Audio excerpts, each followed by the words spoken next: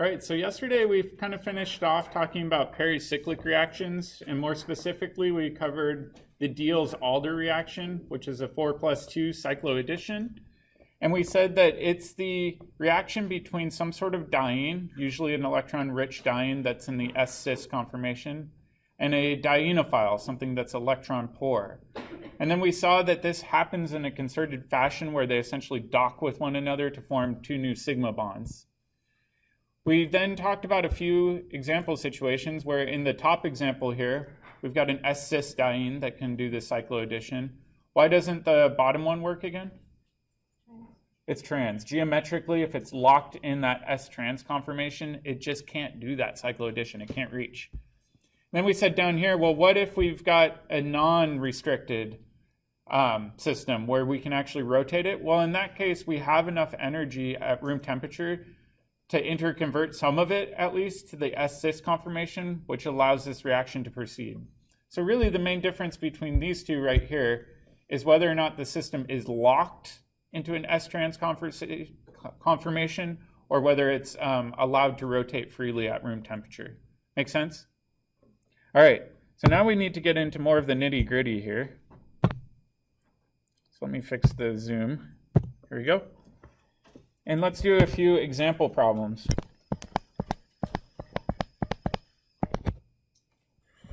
So some of this will look like review, but we've got my diene here. This is going to be my S-cis diene. And over here, I'm going to react it with my dienophile. And I'm going to show all of my groups coming off here. And when we do this reaction, I'm a big fan of showing kind of the dotted lines between the carbons. And this pi bond will hop over to form a new sigma bond. This pi bond will hop down, and then this pi bond will hop over. It's always important to remember that it needs to flow in the same direction. Some students will ask me, does it matter if I go clockwise or counterclockwise? Doesn't matter, but you need to be consistent. All right, so now when we do this, we're going to form a new ring system like that. And then we've got some groups coming off here. So where do we think these CN groups are going to be, those nitriles? Do you think they're both going to be wedges, both going to be dashes? Is one going to be a wedge? Is one going to be a dash? They're going to be on the same side. Exactly. So in this case, both of these nitriles are going to be on the same side. So the way I always remember it is make a note here. We say same side. And then over here, they're going to be on the same side as well. What about if they're both wedges? So let's take a look at what happens if they're both wedges, because really this allows them to both be on the same side as well. What's the relationship between these? Are they enantiomers? Ah, they're meso compounds. They're the exact same. So in this case, because they're the same compound, we don't need to draw them twice, right? So I'm just going to write over here that these are the same because it's a meso compound. Make sense? All right, now let's check a different one. All right, in this next one, we're again going to use something that looks pretty similar.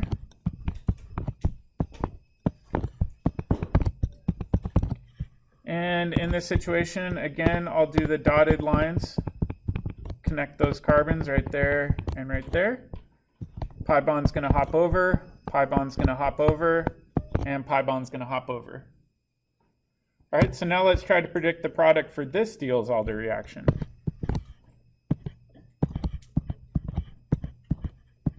All right, what do you think is going to happen with those CN groups, the nitriles?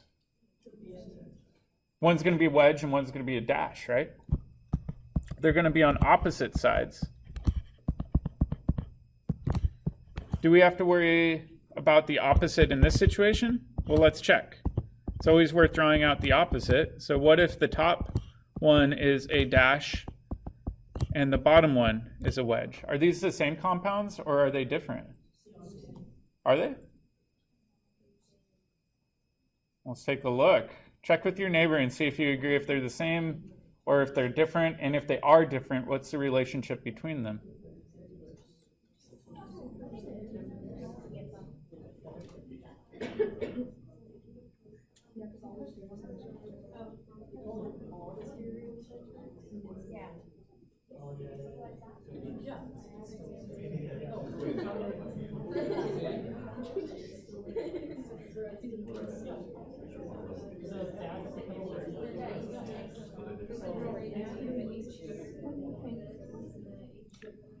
All right, let's check. Raise your hand if you think they're different. All right, looks like majority hands went up. How are they related if they're different? They're enantiomers. If you flip one over, they are not superimposable on one another. They are different compounds. So in this situation, we would get a set of enantiomers. All right, let's do one more. This one's going to be a little bit different looking.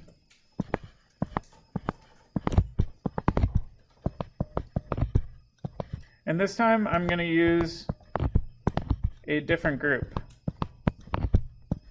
All right, if we look at this, really this and this, these are just electron withdrawing groups. I'm going to abbreviate electron withdrawing groups as EWG.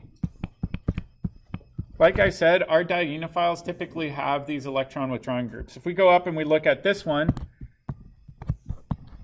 we would claim that these are electron withdrawing groups, these nitriles. All right, so let's try to figure out what's going on in this next example. Well, we know that over on this side, this is still going to be our diene, right? So this is our S-cis diene, which means that this must be our dienophile. But now it looks way different than the dienophiles we've been using before. But that's okay. We can figure this out. So this carbon is going to dock with that carbon right there. And then this lower carbon is going to dock with that carbon right there. So let's again do the arrow pushing. So now we can pull this pi bond over, make a sigma bond. This pi bond over here, and this pi bond over there. Make sense? All right, let's predict what the product will look like here. So I'll go ahead and I'll make a box and make it worth 4 points.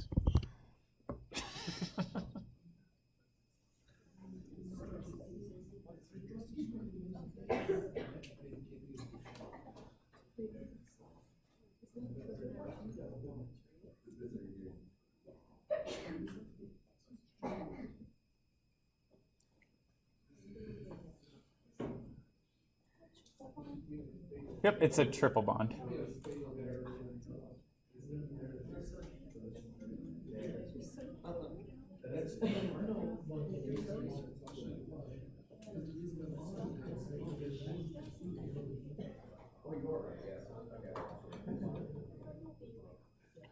All right, let me stop you for 1 second.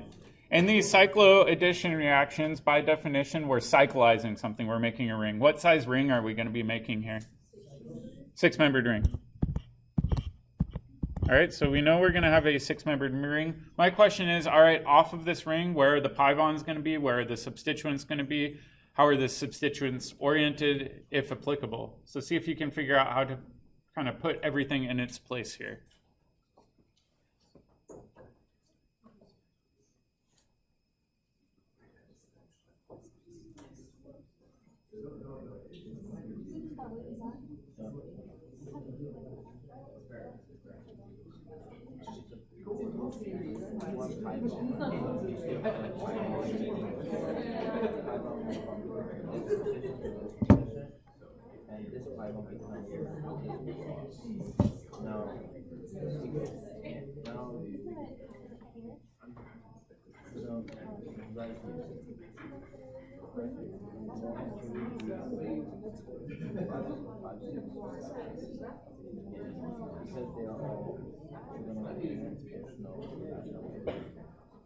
Yep.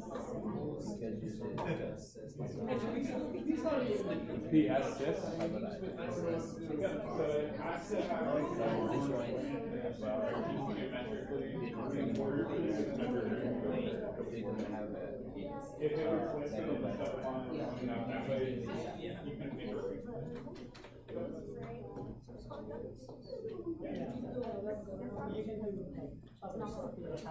All right, let's see with thumbs. Who thinks they got it?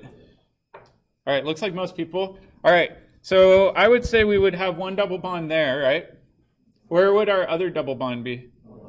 On the completely opposite side, right? We'd have one leftover pi bond that essentially just hung out where it was originally.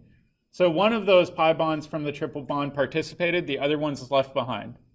All right, we still have those electron withdrawing groups. Are they going to be wedges or dashes coming off of the alkene? I see a lot of students where they say, well, I'm going to just be careful and say, all right, I'm going to draw it like that, and it makes me wince, kind of like ketchup on sushi. Why? It's trigonal planar. There's no dashes and wedges coming off of alkenes, right? So in this situation, we don't have to worry about dashes or wedges. We can just make a molecule that looks like that. Make sense? All right. So it's important to remember that oftentimes you'll see either triple bonds as your dienophile, or as we saw in the above two examples, double bonds. In either case, we just need at least one pi bond to react. All right, let's try a harder one.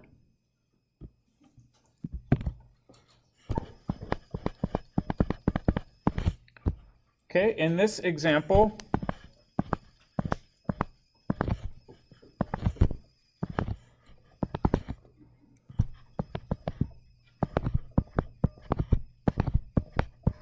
we've got these two starting materials for our Diels Alder reaction.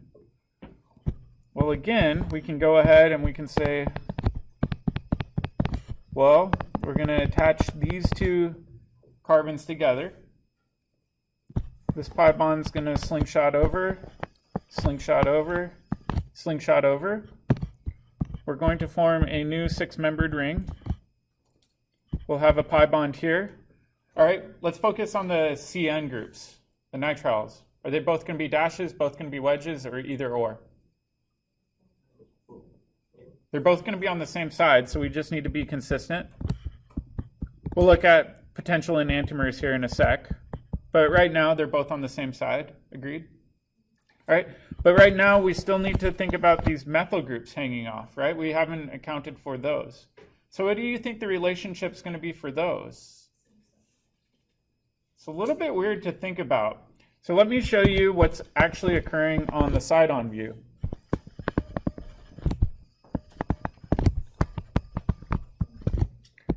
All right. And this is going to require the brute force of my artistic abilities, so hang in there.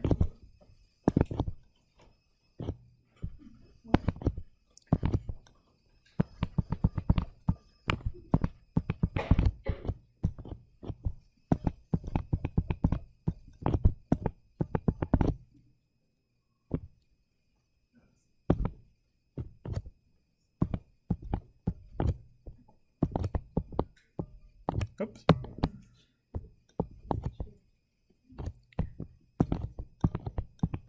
All right, so this is going to be the side-on view of our transition state complex. So in this transition state, this top molecule right here is essentially docking with that molecule underneath it. Does that kind of make sense? A little bit of a side-on perspective. All right, so now let's connect the dots. So that's going to dock almost on top of our diene. All right, so when we think about this, this double bond is breaking, we're forming a new double bond there, and that double bond's breaking, and that double bond's breaking. So we've got this cyclized system taking place. All right, now we can continue going on, and we can say, well, what happens at the end here? It looks a little bit strange. Whoops.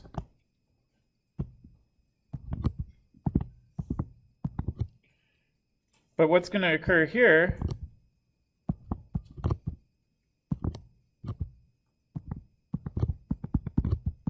know this is tricky to draw, is we'll have both nitriles kind of pointed out and away. So imagine my eyeball is looking down on that. You see how both cyano groups, or the nitriles, are pointed towards my eye, meaning they both be wedges, which is what we're seeing up here. Agreed? All right. We know that we've got a double bond over here.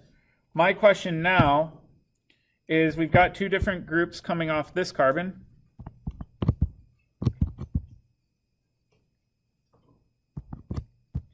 I'm just going to call this A, and I'll call this one B. Where do you think the methyl group's going to be? Do you think it's going to be in the A position or the B position off of that carbon?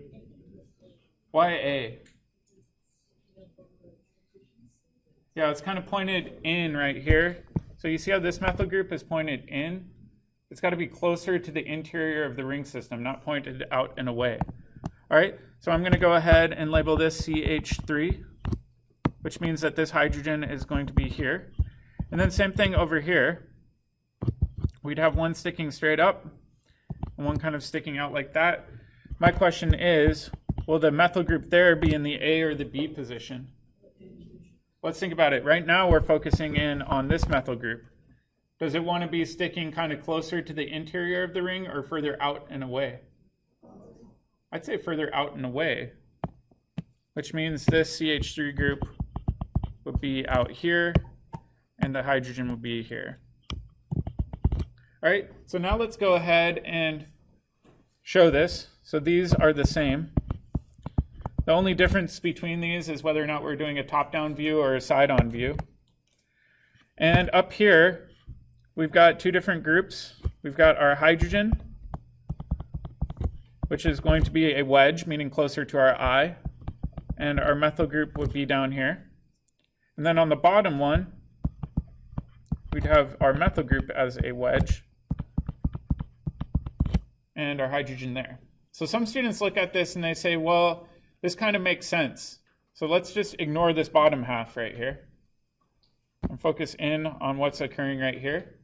So those methyl groups are kind of pointed not in a concerted direction. One's pointed out away from the ring, one's pointed into the ring, which means we're going to get this anti-conformation in our final product as well. So that's another way of viewing that. The other option is, well, how do we know it reacted like this versus this? Do you think one's more likely than the other? Yeah, they're really just the same. So we do have to account for the different or second product. So I'm just going to erase this now.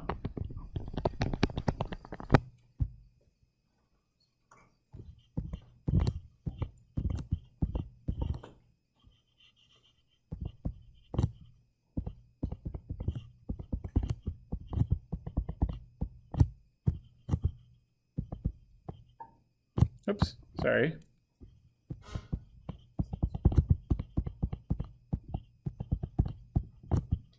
All right, and then we'd have these nitrile groups there. Does that make sense? So really all we've done is we've swapped the dashes for the wedges. Does that make sense so far? Yep. For example, if the two methyl groups were like both like that, so are we going to look up? So we'll take a look at some more examples. I think I know what you're saying now. All right, so what's the relationship between these two products? Let me change colors here. Are they enantiomers, diastereomers, constitutional isomers, diastereomers?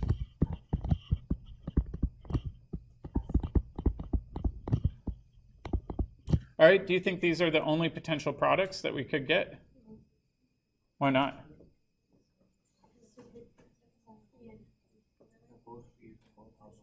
Yeah, the nitriles could both be dashes too. All right, so let's try to predict what these additional products would look like.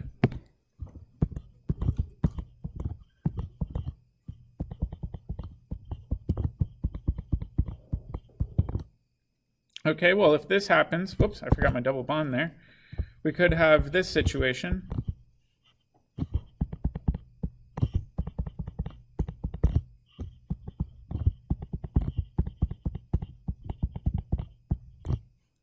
Does that work? What's the relationship now between these? Yep, I would say these are still diastereomers. All right, now additional question, because we haven't practiced this enough throughout the year. What's the relationship between these two?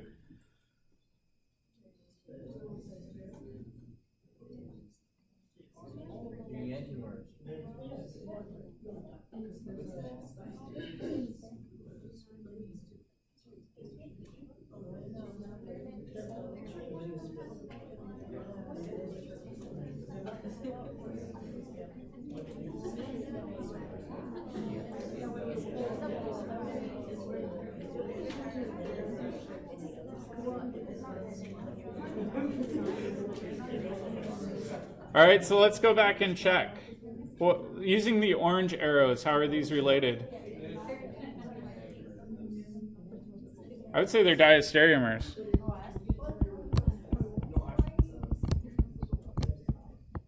All right, however, let's go back and take a look at these two again.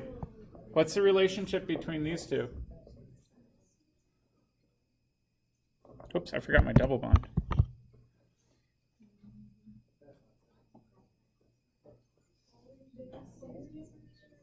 Well, let's imagine we take the one on the right and flip it upside down like a pancake. They'd be the same. So these actually are not diastereomers. These are identical. So oftentimes these do get a little bit tricky to consider. All right, so these are identical. Let's do one more.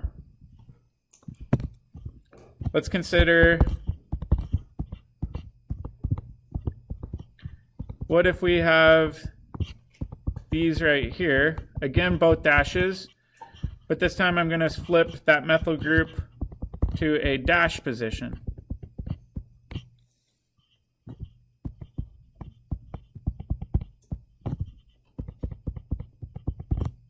Make sense so far? All right. Are there any others that are identical to this one? What do you think, the first one? Yeah, definitely. So these would also be identical. All right, so then the question is, do we have to draw all four of them? No.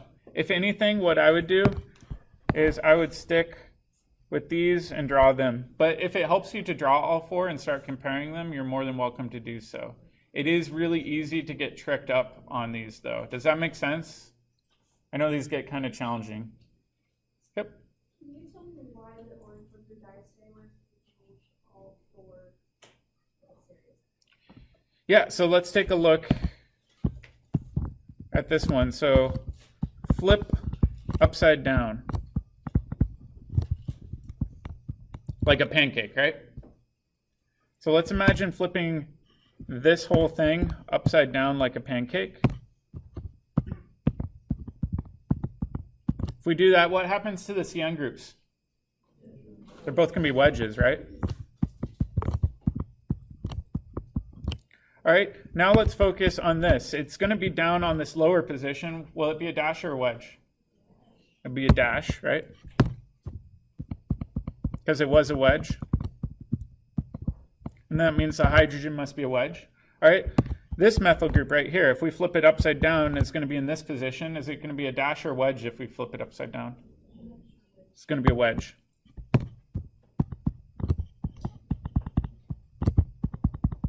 And the hydrogen will be here.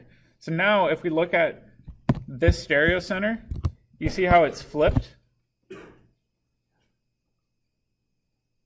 Can you see that? But this stereocenter over here with the nitrile group is the same. So we flip some, but not all of them. That's why they would be a set of diastereomers. So the diastereomers are the ones shown with orange arrows right there. Does that make sense? I should have done a better job with my color coding. I apologize. I'll go ahead and try to clean this up. But let's just really quickly kind of erase some of this gobbledygook for right now. If you want to, you can keep it in your notes. But just for the sake of simplicity, let's just show our final work.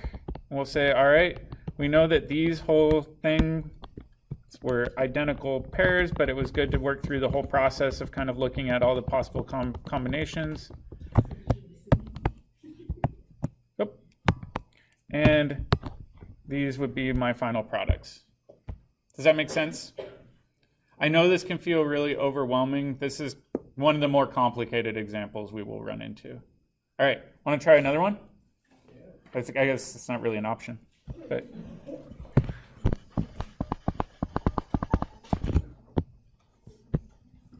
All right, this one is going to be a little bit different. All right, this time we've got an S-cis diene where it's actually locked in the S-cis conformation, which is pretty convenient. This is called cyclopentadiene. It's the starting material in your problem of the day. And then in your other reagent, you've got this molecule. Whoops. Let's actually add in this nitrogen right here. This is N-methylmaleimide. That's what we used in lab. All right, so now let's try to figure out how these react with one another. So when these react, we're going to react these two carbons with one another. And then we could say, all right, this pi bond is going to hop over. This pi bond's going to hop over. And this pi bond's going to hop over. All right, so now let's try to figure out what this looks like. So what size ring are we going to make?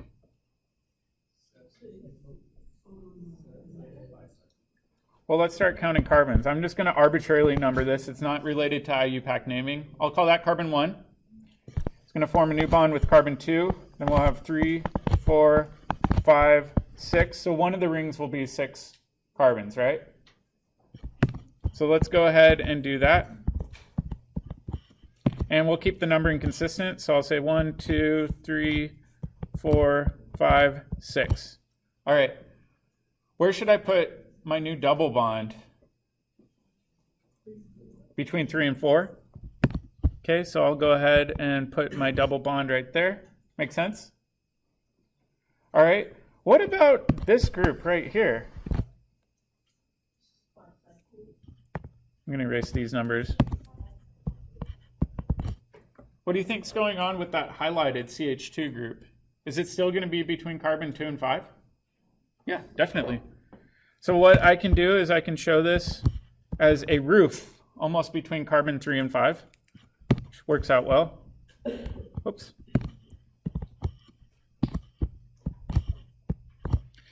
Is there any possibility of it sticking out of the ring system? Not really. It's a roof. They're connected together, right? So it's got to be pointed as pointed into the ring system like that. All right, and then carbon 1 and 6. What's coming off there?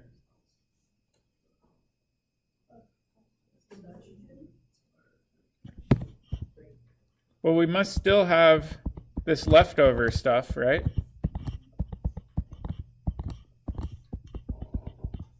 So now we've made this fairly complicated looking molecule here, right? All right, my question for you is, do we have any stereocenters? Because right now I haven't shown any dashes or wedges. Yeah, absolutely. Got a stereocenter here, right? Got a stereocenter kind of mirror image down here. Stereocenter right here, and stereocenter right there.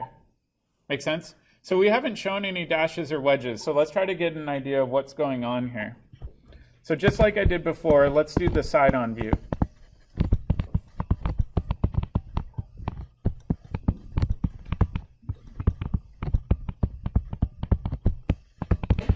So let's do the side-on view of the transition state.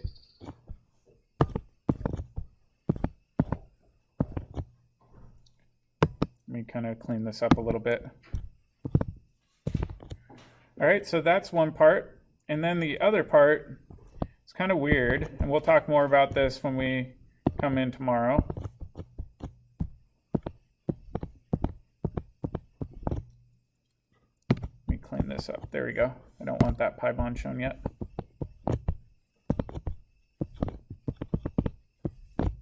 All right, so in this reaction, those are the two dotted lines. Sorry, let me zoom in on this. I know that's at the bottom. So we're connecting those two carbons together. Whoops, sorry, let me fix this.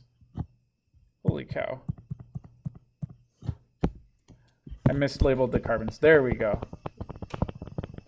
So it's those two carbons docking together. This is the highlighted CH2 that I had in the example above. And during this process, we're breaking this pi bond right here, breaking this pi bond, breaking this pi bond, and making that pi bond right here. So this would be my kind of weird transition state where the first molecule is essentially sandwiching with the molecule underneath it. Does that make sense?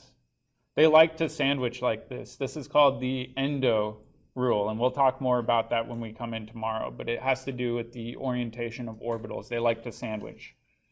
All right, so now let's figure out what this looks on with the side-on view of the product.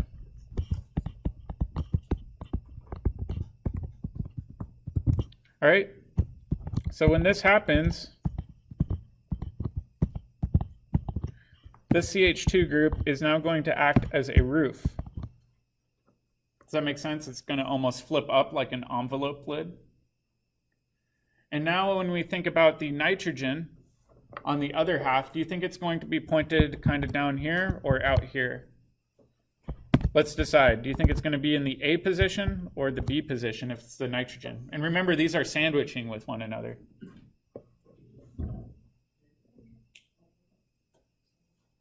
Imagine this, right? This pi bond that's forming is this pi bond right here, right? Does that give you a clue where the nitrogen is going to be? It's got to be where the A one is, right? Because the nitrogen in this transition state is closer to that double bond. And over here, this allows it to be closer to the double bond as well. So now let's try to figure out how this is all oriented in space. Okay.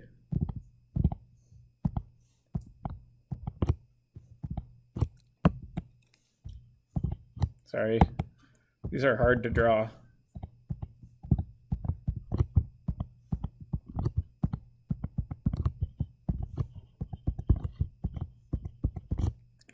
Does that make sense?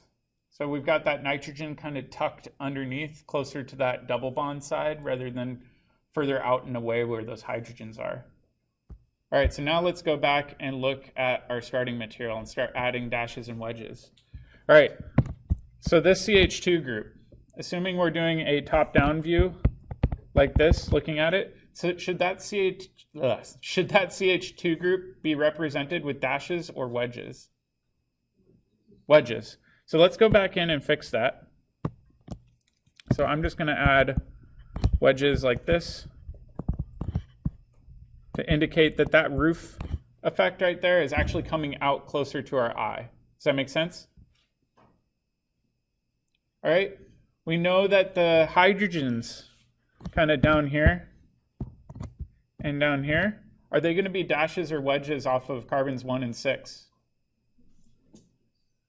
Wedges, right? So let's go ahead and show those as wedges too. Students will often ask me, they'll say, okay, great. What about these bonds right here and here? Should we show those as dashes? You can if you want. However, if you don't show them as dashes, it's assumed that they're going to be puckered behind. So you actually have the option as an organic chemist to show that as dashes or wedges. However, just to be super duper consistent, let's just do it. That way nobody's confused. And we can show it like that. Does that make sense so far? I know this gets really confusing. My one word of advice too is I've tried to explain this to students 100 different ways. Some students it really clicks when they read the book. Some students it clicks when they watch lectures. Some students it clicks when they watch some random YouTube video. Whatever works for you. If it's still not making sense, try to keep on looking for a source where it does start to make sense, because a lot of this is three-dimensionally really challenging to learn. All right, let's finish up with one last part. Let's do regiochemistry. So stereochemistry is all about dashes and wedges. Regiochemistry is a little bit different. Regiochemistry is just where are atoms situated relative to one another, right? So what's the connectivity of atoms? So I'm going to take a look at a situation like this.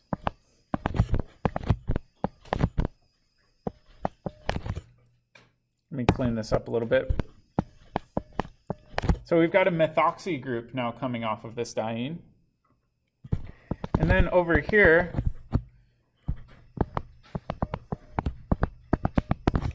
I'm going to put an aldehyde off of my dienophile. So my question is, will it react like this?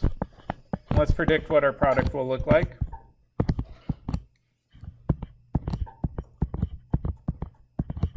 And if we do that, our methoxy group is going to be like this. Our aldehyde must be on the other side, and it could be either a dash or a wedge.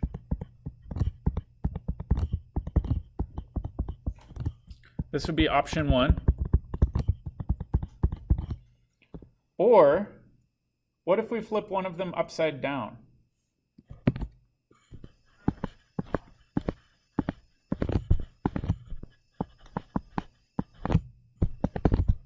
So maybe our aldehyde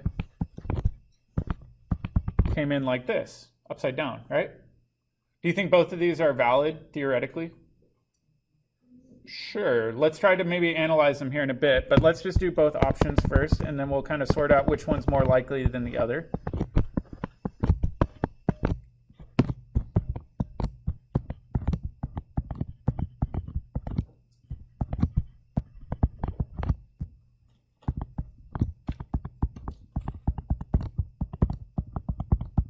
And this would be option 2.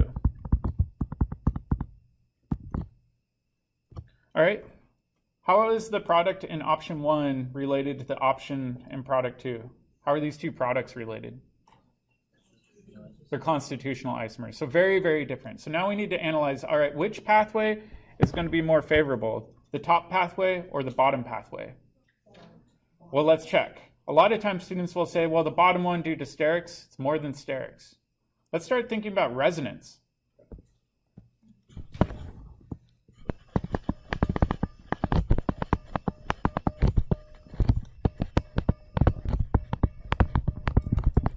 All right, so let's take this starting material. And we've got this oxygen over here with lone pairs, right? That oxygen is an electron donating group because we can dump the lone pairs in. All right, what do we need to do, though, to fix that Texas carbon problem? Move the pi bond over here, right?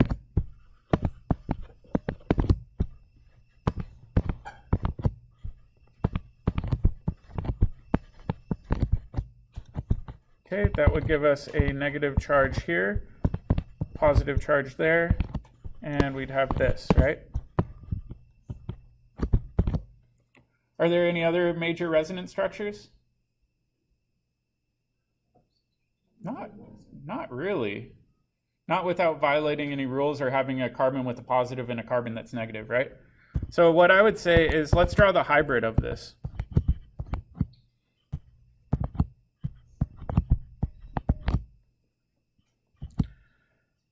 Okay. And what I'm going to do is I'm just going to say this is my delta negative position. This is my delta positive position. If you want to do the dotted lines, that's fine with me too. But I just want to show where partial charges are. Agreed? Okay. So now let's do the second one.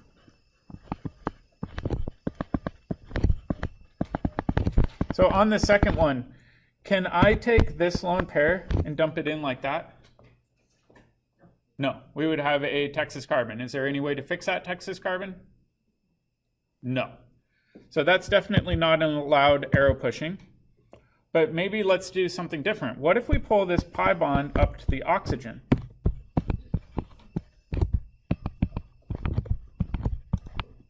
Well, if we do that, then the oxygen has a negative charge. Where would my positive charge be? Carbon underneath. All right. Any other resonance structures? Yeah.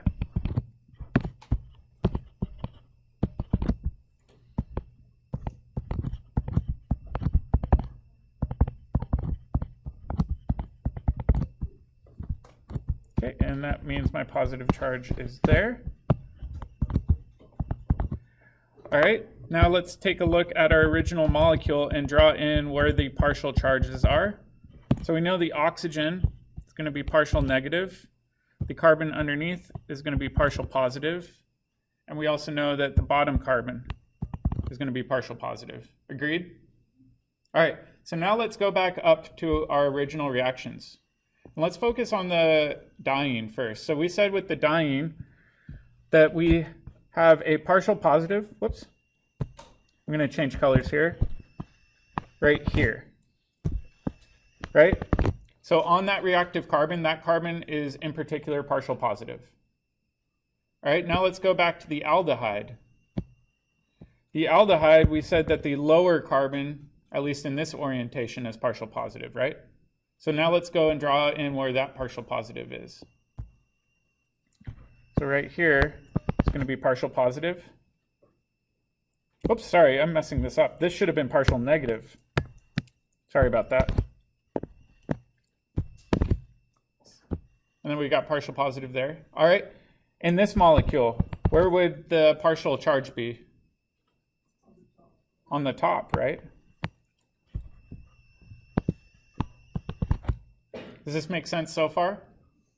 We could show the other atoms with their partial charges, but right now I'm more interested in the carbons that are actually participating in the reaction. So those are the ones I'm choosing to show. All right, so now taking a look at this, which pathway do you think is more favorable and why? So let's see with fingers. Option 1 is 1 finger, option 2 is 2 fingers. All right, I see mostly option 2. Why is that? The partial charges are matching, right? So right here, I'd say this is the best option. Because partial charges match.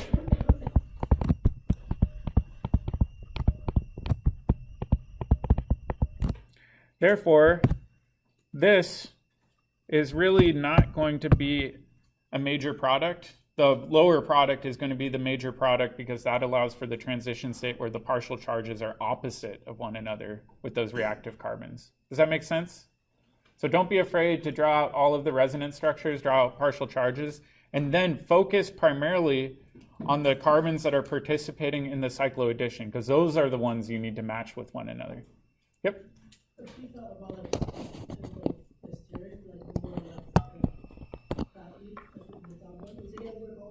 Yeah, so the question is, well, what about sterics? Sterics in this case doesn't play nearly as much of a role as the partial charge matching. So ignore sterics. It's really tempting to exclusively focus on that, but it's not reliable. Yep. All right, I'll see you all on Thursday. Also, if you're in Wednesday lab, I'm not going to be in lab tomorrow, but what I will do is I'll send you a brief video, and then we'll have somebody else taking over lab. It'll be Sharon from the Mesa Center, and so she'll guide you through the lab and make sure that you're nice and safe. So impress her if you're in Wednesday lab.